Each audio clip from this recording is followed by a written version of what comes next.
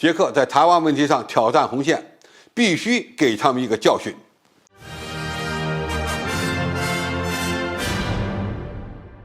观众朋友，大家好，我是福田少。最近，捷克众议院议长艾达莫娃窜访台湾地区，并且在台大的论坛上表示，大陆必须了解台湾有许多优秀的民主盟友，如果中国武力攻台，将会失败。中国大陆将在政治和经济层面上都失去欧洲。艾达莫娃还说，这件事没有余地，把话说清楚是必须的。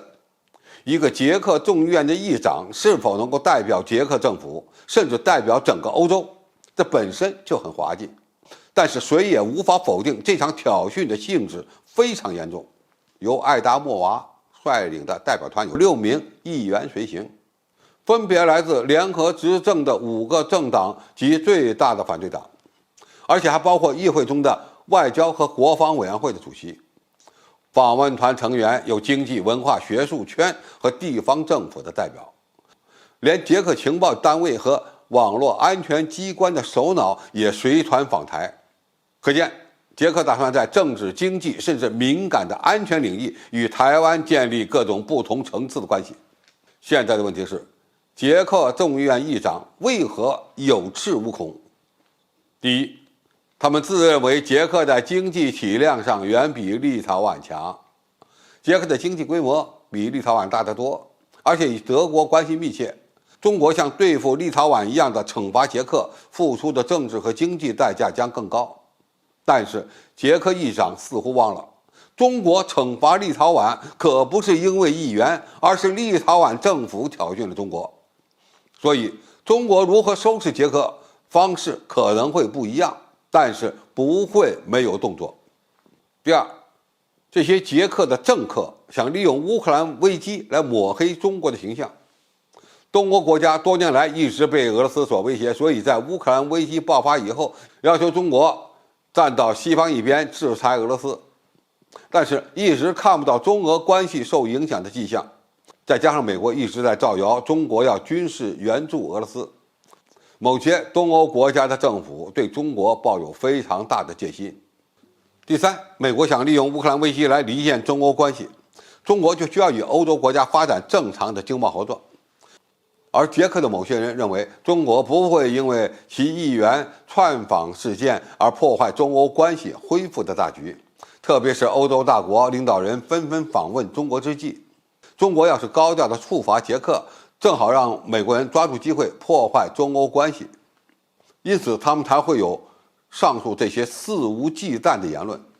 第四，他们认为中国与美国竞争才是主要的矛盾，因而才会存在着不会受到中国惩罚的侥幸心理。而且这次捷克众议院议长率团窜访台湾地区，不能排除就是受美国指使的。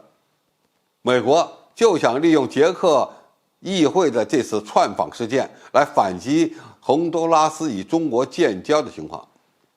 也想利用这样的挑衅性事件来增加台湾地区当局的信心。这些捷克的政客似乎还认为，当前中美矛盾是主要的，中国不大可能把更多的精力放在对付捷克这样的小国身上。那么既然部分捷克的政客挑战了中国的底线，我们必须进行反击。那么中国又会如何反击呢？首先必须把握反击的时机。在中国力推乌克兰危机政治解决的大背景下，在欧洲领导人积极来华稳定双边关系的当下，中国或许不会立刻采取行动，但是报复总会来的。中国反台独已经形成了一套完善的机制，某些捷克人别以为会好过。其次，针对某些捷克政客挑衅的情况，中国可以加大制裁个人的力度。恶化两国关系或许正合美国的心意，但是我们对相关的政客实施更强烈的制裁，完全是合理的，也更能打到某些当事人的痛处。最后，中国也需要通过与欧盟和欧洲大国领导人之间的沟通，改善因为俄乌冲突而带来的相关的效应。中国推动乌克兰危机和平解决，向欧洲表达了自己的理念，同样是在反击这些东欧的反华政客。总体而言，某些捷克的政客在台湾问题上对中国大陆的挑衅现在已经发生了，我们必须采取相应的措施进行报复。当然，在如何处罚方面，还需要把握好时机和力度。